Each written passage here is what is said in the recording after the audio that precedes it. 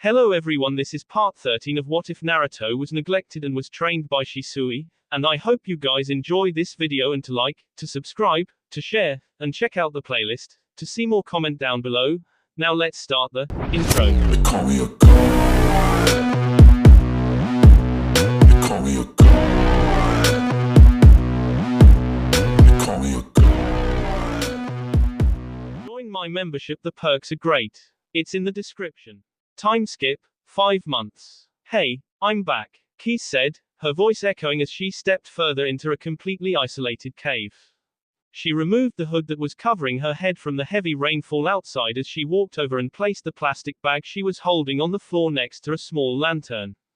With a flick of her finger, the lantern turned on, showering her face with a soft orange glow as it barely illuminated the dark cavern with its calming light. Keys hummed a small tune as she got to work emptying the contaminants in the bag, letting them fall out onto a nice wooden board that she had made from spare logs she had cut down. She began chopping up the assortment of vegetables and fruit, and with another flick of her finger the fire pit in the center of the room blazed itself on. Keys smiled happily as she looked up to the fire, not bothered at all by the dark silhouette that was standing behind the burning flame. "Thanks, it saved time," she said quietly as her puppet that Sasori had given her floated into view. Without a word spoken, the puppet scooped up the food that Keys had prepared and put them in a small bowl that was placed just above the fire. Keys, satisfied that the food was indeed cooking, nodded her head and made her way over the back of the small cave.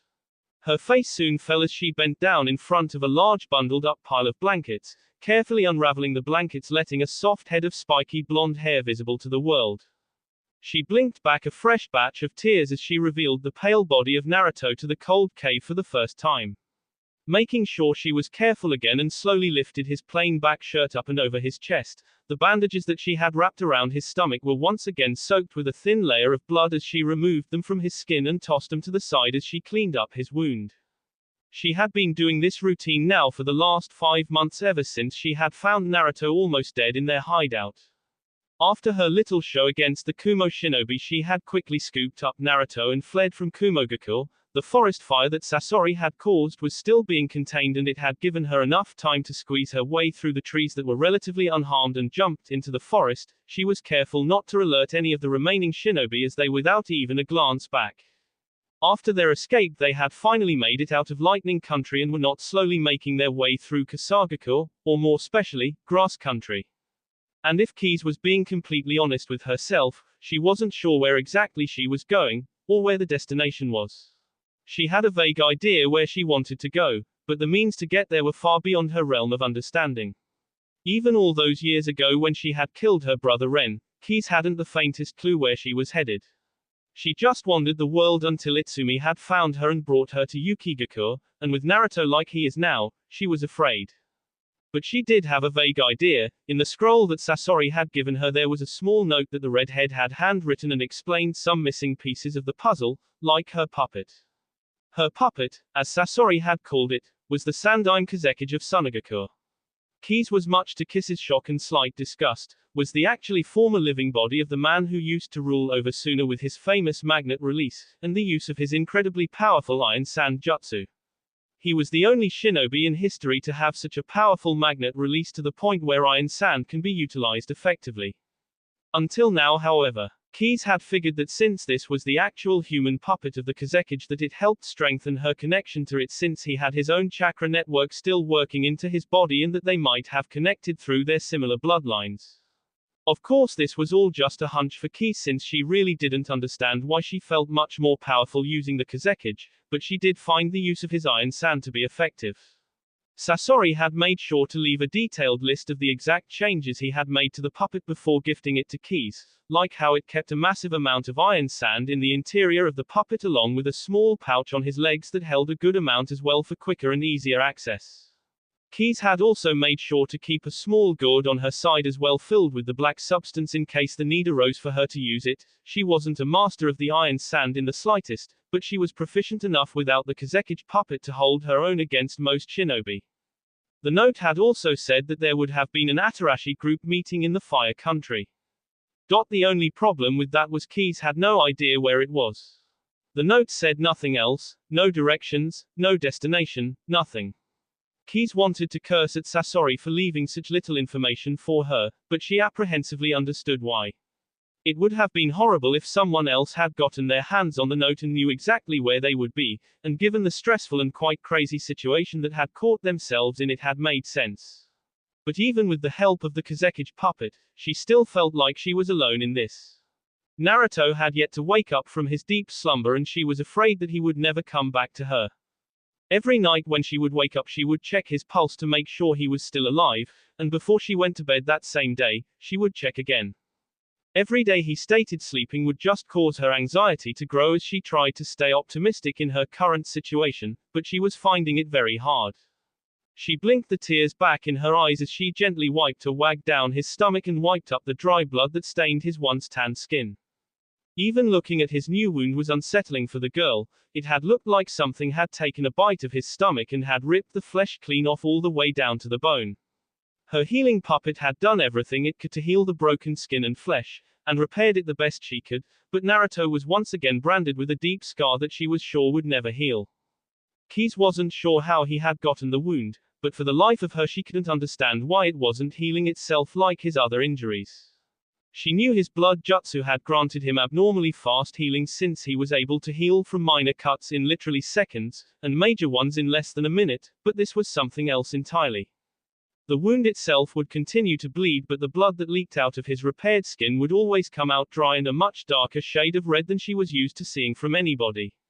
It was frightening to see Naruto lose so much blood, but the doctors she had taken him to had all said that his blood looked normal and he wasn't in any danger of blood loss.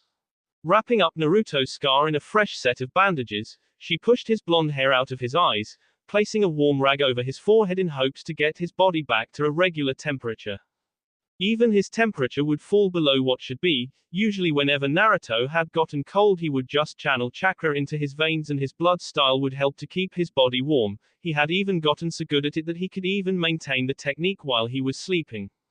But now his body felt like it was freezing, and from the looks of it, added on that his wounds aren't healing, Kise was scared that he might have lost the ability to use his blood jutsu altogether. She had no concrete evidence and she couldn't go see a shinobi medical nin, since all were most likely going to try and turn them in back to Konoha for the bounty or straight up kill them. She had tried seeing a medical nin once back in Sound Country when she passed through there. Let's just say they made the wrong move trying to harm Naruto, and Kise wasn't having any of it. Kise wiped a bead of sweat off her brow with her arm as she laid down directly next to Naruto.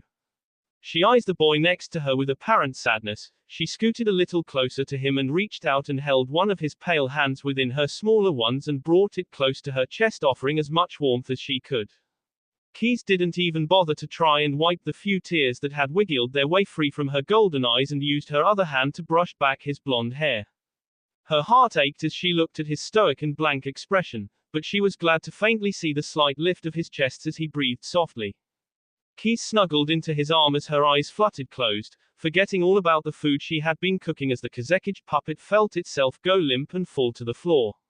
She wished that Naruto would return to her. These last 5 months had been incredibly hard for her and she needed him back.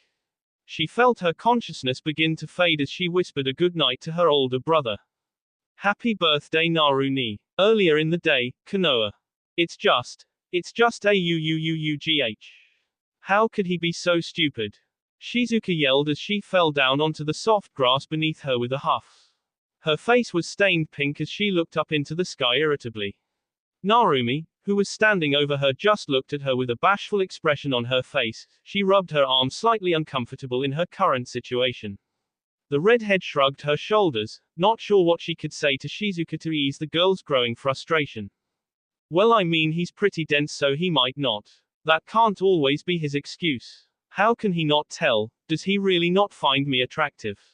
Shizuka asked, her anger diminishing greatly as she sent a pleading look over at Narumi as a look of insecurity passed through her features. Narumi blinked back her surprise. She had never seen the usually confident girl ever give such a vulnerable look before. It really didn't suit her pretty features as she tried to hide the embarrassed blush on her cheeks.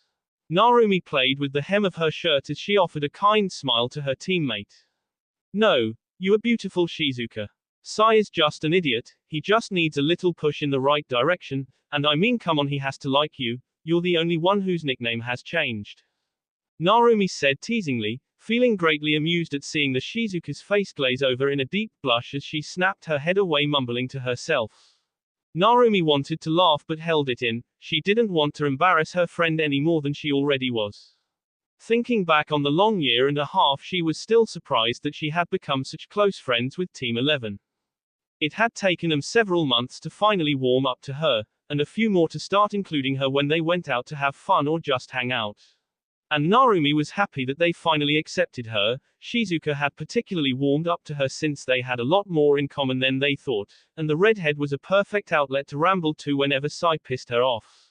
Which happened a lot, but it didn't stop the growing affection she felt for the painter. Narumi had to practically beat it out of Shizuka to admit that she had feelings for Sai. I mean, it was painfully obvious, and even Anko was beginning to get annoyed at the back and forth between the two. But Sai, much to Shizuka's annoyance and chagrin, never acted or seemed to notice the signals being thrown his way and seemed absolutely oblivious to it altogether. It was almost embarrassing. How could he be that dense? It wasn't like Shizuka was hiding her feelings anymore, but as each day went by she was starting to grow more and more nervous that Sai actually didn't harbor any feelings for her. Shizuka felt herself scowl as she sat up and sat cross-legged on the ground and crossed her arms with a huff, hoping her blush would leave as she recalled the new nickname that Sai had given her. Just the thought of it made her heart beat thunder in her chest, and she wanted to curse herself for being so love-struck. Isn't that right, Zuka-chan? Shizuka scoffed as her face exploded again and glared at Narumi. Whatever, hey, you're going on a mission with him today, right? Can you see if he likes me? Shizuka asked, her face contorting into a hopeful smile as she whisked the embarrassment away. Narumi just nodded her head in response. She had no problem with asking Sai if he truly did like Shizuka, even if Narumi was positive that he did share the same feelings. He just didn't know how to act on them since he was a bit socially awkward and not very good at social cues. Shizuka looked up grateful, her smile threatening to rip her face in half as she jumped to her feet and pumped her fist happily. Yes, thank you, Narumi. That bastard won't know what hit him and he'll come crawling to me, begging for me to date him. Shizuka said gleefully, perhaps a little too gleefully at the mere idea of the black-headed painter boy coming crawling to her. Narumi laughed awkwardly at the scene but couldn't fault her best friend for her enthusiasm. It must have been hard to deal with the oblivious attitude without snapping and blowing up at him. Something Shizuka held back which shocked both Narumi and Anko greatly. They were certain that Shizuka would have already snapped at this point, and either give up on Sai, or end up making a fool of herself and proclaiming her love in an inevitable and embarrassing way. Narumi giggled at that thought, finding it all too amusing, and silently wished that was the case just to see the outcome.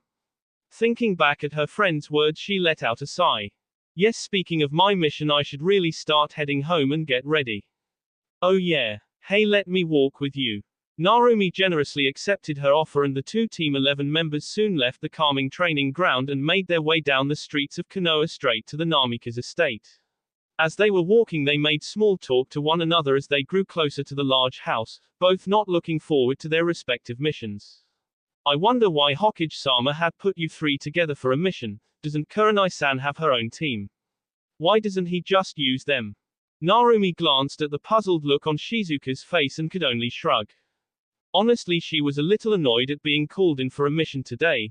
This was supposed to be her only day off for the week, and she had intended to finally have much needed relaxation time. She had wanted to check out the new bathhouse that had just opened up in Konoha a few weeks ago, but sadly hadn't had the chance to see for herself how good it was. Narumi sighed as she put her hands in her pockets, kicking the ground softly as she walked, slightly curious about what Shizuka had said about Kurenai and her team.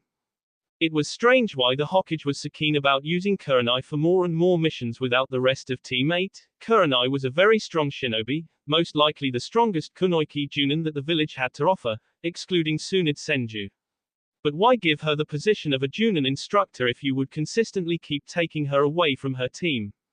Narumi tapped her chin with her finger in thought. That's true, it is a little odd on why San keeps putting Kurenai with us. Maybe it's because he knows we work good together. Narumi said, though it came out sounding more like a question. That was true. Kurenai and Narumi had been sent on a few missions together, and the Genin and Junin pair did work very well together and had a perfect mission success rate. Narumi brought her attention to Shizuka as the girl hummed in thought.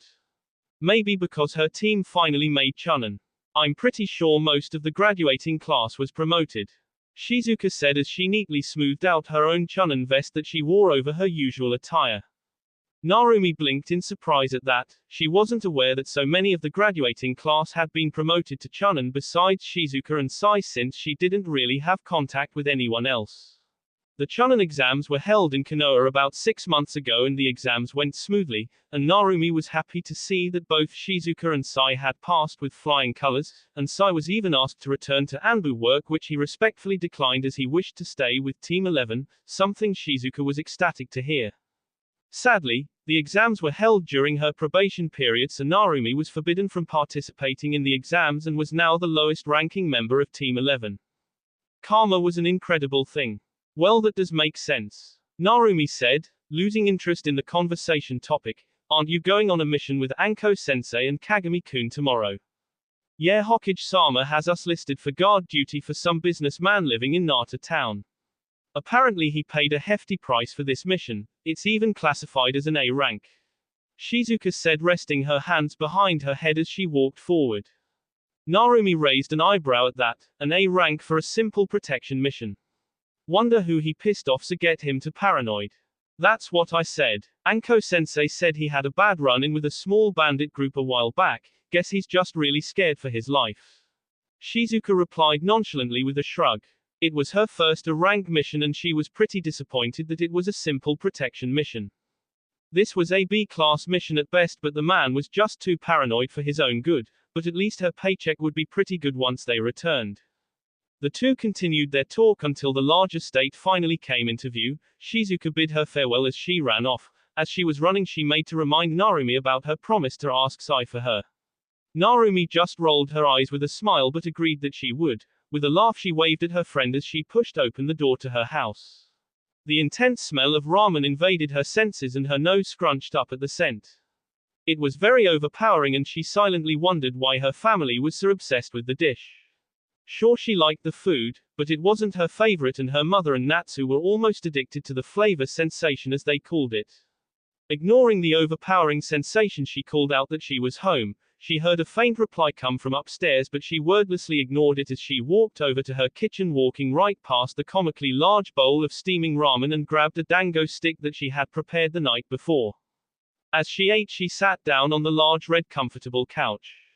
She sunk into the soft fabric with a sigh of content as she ate another of the colorful assorted balls of food.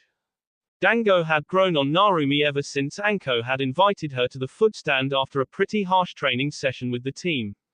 The food wasn't particularly amazing, but it was the first time they had invited Narumi anywhere, and as they all ate together, Narumi finally felt like they had acknowledged him as a member of the team, and it was hard for her to contain her joy as they ate loudly together, enjoying each other's company. She smiled at the memory. She would never forget that day. Her thoughts then started to drift back to her family as she could faintly hear the soft vibration in the walls as her mother talked upstairs. It had been quite a long time now that Naruto had left the village and his family behind. Her father, Minato, seemed to bounce back the quickest out of everyone in the family, Narumi excluded, and just grew deeper into searching for him as he juggled that with his endless supply of Hokage duties. Narumi did take slight pity on her father at how stressed he had seemed lately. He had spent most nights huddled alone in the Hokage tower, making his whole family worry. But he always found a way to put a smile on his face as he eased the worries of his family, swearing he would bring Naruto back to them and for them not to worry, since he had Jiraiya looking non-stop over the elemental nations for the boy. Narumi wasn't very expressive in her disagreement with her father's words about Naruto, but she didn't fight it whenever he brought it up, knowing full well they wouldn't listen to her as they clung to whatever hope they had left for the third son. Kushina especially seemed almost ignorant to the fact that Naruto no longer saw them as family, but Narumi still couldn't find it in herself to blame her for thinking like that. She knew her mother was taking it hard, harder than father was for sure. Kushina had made it very clear that they would bring her baby boy back to the village and made sure that his family knew that they loved him and cherished him. She wouldn't even cry anymore, her tears well long forgotten as she desperately clutched onto her hope, but deep down Narumi could see past her ignorance to see a hurting woman who hated herself for what they had done to their child. In a way it was admirable at the strong facade Kushina put up whenever someone brought up Naruto in her presence, but in the end it would always crack and a sliver of the guilty mother would always appear for a fraction of a second. Narumi never fought them on the decisions regarding Naruto. She had done her part to make sure they knew that Naruto had chosen his own path away from them and she respected his decision and wouldn't compromise it because of some stupid guilt just to make herself feel better. Narumi's ears perked slightly as a male's voice this time echoed upstairs. The tone of voice was very familiar and she actually tilted her head to look at her staircase as the voices became much clearer. Loud footsteps rang into the almost empty living room as she watched her mother walk down with a happy smile on her face. She was talking rather animated as Narumi's eyes shifted to her left, her blue eyes widening slightly as her mouth fell open in shock. The boy next to Kushina looked over at Narumi as a grin found its way to his face. Long time no see, Ne-chan. Narumi shook away her surprise as an identical grin found itself onto her face as she looked at her slightly taller brother. Natsu looked genuinely happy to see his sister as he watched her walk over to him. You're telling me, it's been months now. Narumi said as she bumped fists with Natsu, her grin then evolved into a smile as they looked at one another. It was nice to see Natsu after so long. He had been gone almost non-stop for missions and barely spent any time in the village since he was so busy. Narumi and her brother were pretty close, not as close as they were as kids, but they managed to keep a healthy sibling relationship over the past few years. The only thing she couldn't piece together about Natsu was his feelings towards Naruto. Even now it was hard to read him. Narumi was the only one open enough about her feelings towards her ex-brother. She would tell everyone that asked that they weren't family anymore and left it at that. Narumi still remembered the day that their family had told Natsu about Naruto. It was about 5 months after he defected and Natsu had returned with Jiraiya from Mount Myoboku after he had finally gotten the hang of his sage training. Once Minato had broken the news to Natsu, he went dead silent for several minutes. His face was blank and it was impossible to read what exactly he was feeling. Even the QB was having a hard time trying to read Natsu. His chakra didn't spike, he just stayed frozen in place as his amethyst eyes bored a hole through his father as he spoke, unmoving and expressionless. Narumi didn't understand what was happening with Natsu. Not even the view of his crying mother would shake him, or the overwhelming weight of guilt on their father's face wasn't enough to spark a reaction within him. Then, he had just walked out and wasn't seen for the rest of the day, and when he finally returned it was in the middle of the night. He never said where he went, or what he did. He wordlessly went to his room and the next day he acted like normal and no one questioned him on his strange behavior that day. When they tried he would always go expressionless and end up changing the subject, and it was always unclear on his feelings. But what Narumi found most odd most of all, was his continued use of calling Naruto his brother. How's Genin life treating you? Is the annoyance finally settling in at being demoted? Natsu asked as he walked past his sister and over to the large bowl of steaming ramen. Narumi blinked out of her thoughts as she shook her head at her brother, a smile in place as she joined him at the table. Don't get all why because you made Junin so young. Narumi teased as she glanced at his dark blue Junin vest over his current attire, causing Natsu to grin again. But to answer your question, no, I don't mind at all. I've really taken a liking to the team. In fact, we actually have a mission later today. Oh yes, Minato-kun told me about it. You're heading to grass country, right? They have the most beautiful set of golden roses there. Kushina gushed as she took the seat directly next to Narumi. Kushina then grew sad as she frowned. It's sad thought that we can't do anything special for your guy's birthday today. Stupid Minato-kun giving you both missions today. Kushina said, mumbling towards the end as she pouted. Both kids chuckled at their mother as Natsu just shook his head. It's alright, Ka-chan, it's just our 16th birthday, and I'm pretty sure we are a little old for parties. Natsu said with a laugh as he scratched his cheek a little embarrassed. Kushina's pout just depended as she crossed her arms with a huff. Yes, as your mother I have already planned a party for the three of you once you return from your missions. Kushina explained, making both kids freeze. Natsu felt his face go blank again as his chopsticks found themselves long forgotten in his almost empty bowl of ramen. Narumi herself had just looked at her mother in an uncontrolled amount of shock as her mouth fell open from her words. Kushina looked oblivious to her kid's sudden change as she continued to talk about what she had planned, ignorant to the tense atmosphere as it grew thicker and thicker the longer she had talked. Narumi shifted a little in her seat before standing up. Her mother looked at her concerned. Narumi scratched her arm uncomfortably as she tried to break the overwhelming and tense density of the room. Car-san, what do you mean 3 of us? Oh, I guess I was thinking optimistically, just thinking maybe if he came back today.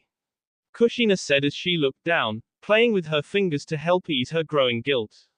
Narumi slowly nodded her head as the previous playful atmosphere was now entirely gone. Just the mere name of their lost brother, son was enough to kill whatever fun they were having. The talk was actually going pretty well before that, and Narumi wanted to scowl at her mother for bringing him up. She wanted to scream at her and just force Kushina to get over it already, to move on like she had. But she couldn't, or in fact she wouldn't do it. It was the grave and it was their choice to dig it. No matter how much it hurt them, or how much it pained Narumi to sit and watch helplessly as her family bathed in their own bath of guilt and pain, ultimately it was their fault and they needed to move past it. Excuse me, but I should really get ready for my mission. Narumi said using a shunshin and vanishing from sight, leaving both Natsu and Kushina alone in the large living room. Kushina wanted to curse at herself for once again driving away one of her children. She wasn't even aware that she had included Naruto into her plans, but she couldn't help it, she just wanted him back so badly. She tried her best to move on and accept it, but it was hard to sleep at night knowing what a terrible mother she had become, and she wanted desperately to make things right with him, to prove to him that she cared. It's alright, Car-san, I'm sure Naruto-ni will come back. Kushina looked up at her remaining son and smiled. She wiped her eyes slightly as Natsu put up a heavily strained smile, but Kushina didn't bother to point it out. The red-headed mother nodded her head as she let a dead chuckle escape from her lips. Yeah, I'm sure he will too. A few hours later, Narumi breathed a much-needed sigh of relief as she dragged herself down the streets of Konoha and towards the eastern entrance to the village. After her much-needed exit from the tense conversation regarding her brother and their birthday, she fled into her room and waited patiently until the meeting time for her mission. As soon as she watched her clock hit 3 p.m., she got out of her bed, made sure she had the necessary materials in her storage scroll and left her house without another word. Thankfully it seemed her mother and Natsu both were occupied with something and she was able to slip out easily, not before grabbing one last stick of dango. She chewed on the food as the large gates finally became visible. She kept the stick in her mouth as she finished the last treat and raised an eyebrow as Sai and Kurenai were already awaiting for her arrival. Kurenai was the first to notice her and waved in her direction. The action seemed to have caught Sai's attention as well, and he offered her a much more realistic-looking smile than he used to give. Narumi waved back as she roasted the senbon needle in her mouth and scratched her arm a bit sheepishly. I'm sorry, did I keep you waiting? No, not at all, in fact you're a bit early. We just happened to get here earlier. Kurenai said with a smirk, making Narumi roll her eyes slightly at Kurenai's playful tone. Narumi however felt herself smiling back as she walked next to Sai, giving him a nod in greeting which he returned.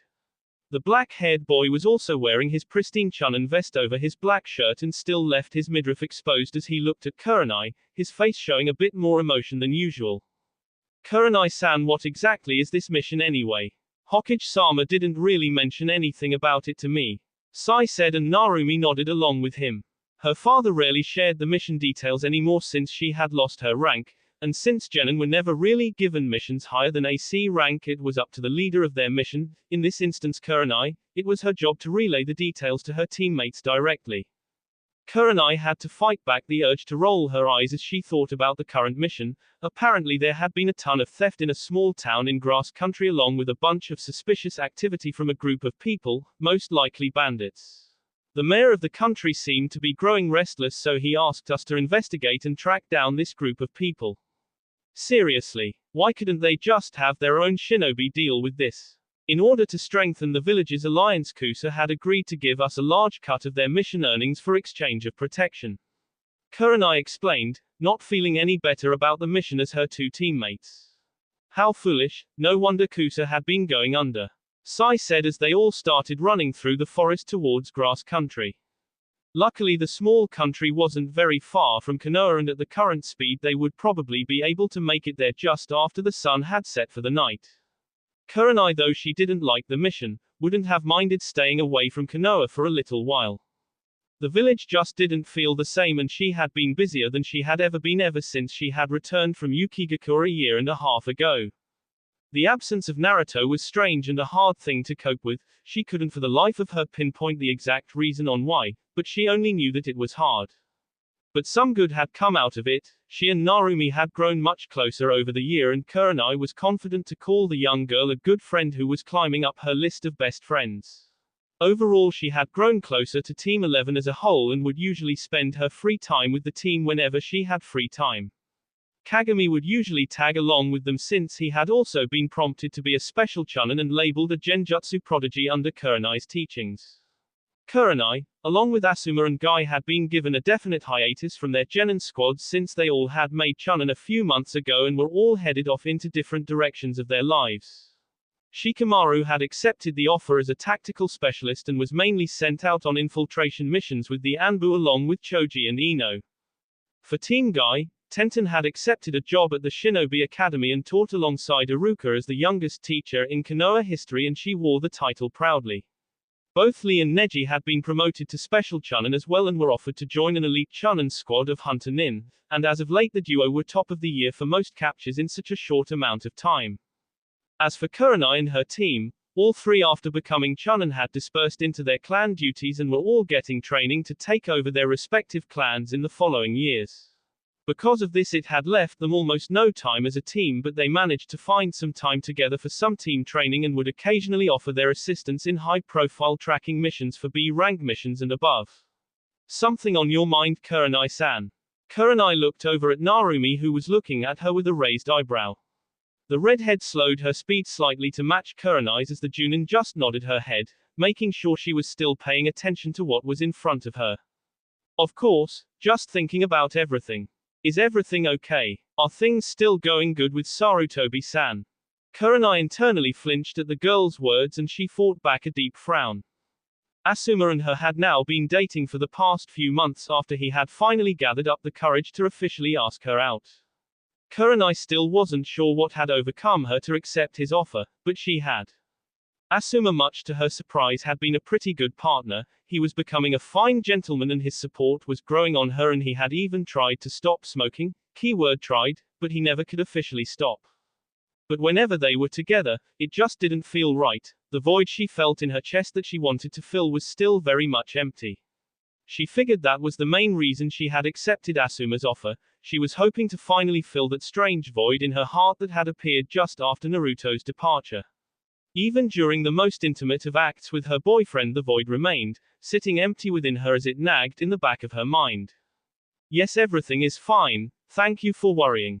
Narumi took note of Kurenai's emotionless tone as the Junin smiled kindly at her but decided not to press the issue further. She grew to know when Kurenai didn't want to talk about something, so she would let it go until Kurenai came to her about it, which happens more often than not. For the rest of the way, the three teammates stayed in a comfortable silence as they made incredible time towards grass country, neither of them feeling the need to break the silence as they pushed off each tree branch with a purpose.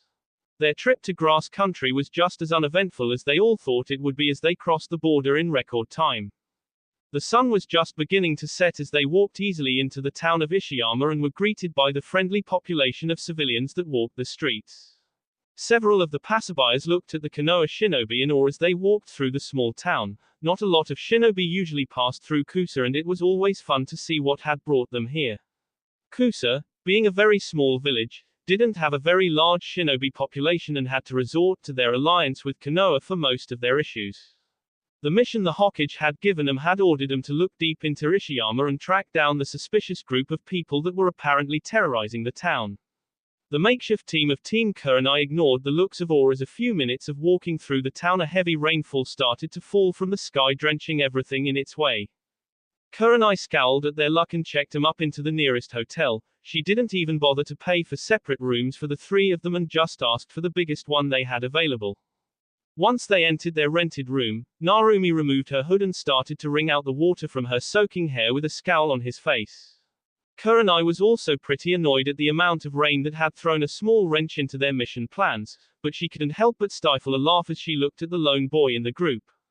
Sai sadly didn't get very lucky as he stood in the center of the room. a deep look of annoyance on his face as his hair wetly stuck itself to his face and covered his eyes completely from view. Kurenai, for as long as she knew the boy, had never seen such an expressive look pass through his features and found it quite humoring that anger was the first one to see. Sai huffed angrily and glared darkly at the Junin. Silently he pushed past the two girls and walked straight to the bathroom, making sure to slam the door to show his annoyance. A few chuckles escaped Kurenai as her eyes flashed with a small amount of mirth as she removed her own soaking wet coat. Her bandaged dress was a little damp but nothing she couldn't handle, and after a quick genjutsu the moist feeling vanished, leaving her feeling perfectly dry. Narumi looked over at Kurenai with a slightly annoyed look. She looked perfectly fine and not at all hindered by the heavy rainfall. Narumi wrung out her hair as she glared slightly at her friend. It's officially, I hate Kusa. Kurenai laughed as she sat down on one of the twin beds in the room, bristling as her fingers touched the itchy fabric that apparently classified as a bedspread, much to her confusion. The red-eyed beauty shrugged her shoulders as she leaned further back, trying to find a comfortable position on the bed. Welcome to Kusa, it rains here pretty often, so try and get used to it. I don't think I ever will. Narumi mumbled, making Kurenai break out into a laugh again. The sound of a door opening caught the girls' attention as they looked over to the bathroom door to see Sai walk out confidently. His hair looked perfect and pristine and his clothes were completely dry. Just looking at him now you couldn't have known that he had almost drowned in rain. Narumi looked astonished as she examined the boy in front of her as he walked by her with his usual stoic expression and sat on the bed across from Kurenai. How are you completely dry? What the hell is in that bathroom? She asked as she poked her head into the restroom, making Sai give a small smile. His nose scrunched up as his hand rustled with the sheet under him. Kurenai grimaced as she gave him a nod of understanding. She had never seen a bed so prickly before. Kurenai shook her head to rid her thoughts. That wasn't what was important at the moment. Now that we're all here, let's get to business. I'm sure you want to get out of here as fast as possible, and frankly, so do I. Kurenai said bluntly. Narumi pouted at seeing her previous question going unanswered by the both of them. So she took a seat next to Sai, who scooted away from the redhead, not wanting to get wet. Narumi just glared at him but stayed silent. So this suspicious group must be around here somewhere. Narumi, can you sense anything interesting? Kunai asked the girl as she rubbed the back of her shoulder. Narumi nodded as she closed her eyes and started to channel her chakra. Since she had so much free time since her demotion, she had dedicated a lot more time to training her sensory abilities, and she was happy with the improvements. Minato had caught her training and boldly stated that she was most likely the best sensor in the village next to her mother. Narumi scrunched her nose as she concentrated on feeling everyone's chakras in the small town. After about 5 minutes she finally opened her eyes. The rain is making it hard to detect a lot, but I found a pretty large chakra signature just outside the town. It's pretty large, but the user wasn't even trying to mask it. Interesting, perhaps this is the person we are looking for, Sai said as he pulled a long string out of the bedspread. Great, then let's get going. Both Sai and Narumi looked up at Kurenai in shock. Both looked like they wanted to protest, but one look from Kurenai had shut them up before they couldn't even find the words. Kurenai just rolled her eyes as she pulled out 3 identical raincoats from the scroll on her hip and tossed them at the two of them. Come on, it won't be so bad. You're right, it's worse. Narumi fumed as she had to stop herself from trembling in anger as she glared at the back of Kurenai's head as the rain pelted down on them like bricks falling from a skyscraper. Narumi only grew angrier as they all huddled together under a large oak tree, trying their best to escape from the horrible onslaught, and what made matters worse was how unaffected Kurenai looked as she smirked, a little too happy for Narumi's liking. I'm sorry if this is rude, Bandage-san. But this is a terrible idea, Sai said harshly, his pitch-black eyes glowing darkly, and if looks could kill, Kurenai would no doubt have been killed hours ago. Kurenai just rolled her eyes at her dramatic team. How did she get stuck with the world's biggest rain haters? Personally, she liked the rain. She had always found it calming and quite peaceful. It always seemed to calm her down and wash away all her negative thoughts away into a sea of forgetfulness. To her, the rain was a blessing in disguise. Kurenai didn't mind as the rain fell on her as she shifted her head to look back at Sai, blinking in surprise as a large umbrella made of ink covered the heads of both Sai and Narumi as they glared at her. Would you two relax? It's just a little rain, it won't hurt you. Just a little rain. Sai and Narumi angrily thought at the same time, the glares burning brighter than ever. Regardless, Narumi, you said the chakra signature you sensed is in that cave, correct? Kurenai asked as she pointed her finger in the direction of a pretty well-hidden cave that was just barely hidden behind a large overgrown patch of vines and branches. Narumi sneered at Kurenai but nodded her head in acknowledgement. Yes, I'm sure, there's a second chakra signature that I feel now that we're closer. It's very small, just barely even large enough to be considered alive. Kurenai hummed in thought at that. Narumi had said that the person's chakra seemed to be large, almost as large as hers, which greatly surprised Sai and Kurenai.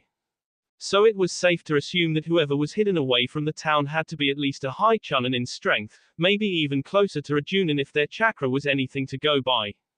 Kurenai narrowed her eyes as she thought about it again. Personally, she wasn't expecting anything more than a small throwaway group of petty bandits that had just been harassing a small town just for the fun of it. It happens far too often, and due to Grass Country's already iffy reputation, the country was a bandit goldmine for lowlifes to make a quick and easy living off stealing from the locals.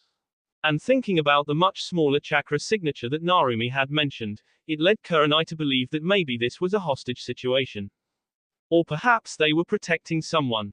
That was unlikely. They would have a better chance at protection deeper in the forest instead of just outside the town. After all, the closer they got, the easier it was for Kurenai, and even Sai, to sense the chakra oozing out of the cave in waves. It almost seemed like the person wanted to get tracked down, as they made no motion to try and attempt their chakra signature. It was a tad concerning for Kurenai, and she was starting to second guess if they should continue their ambush for the night.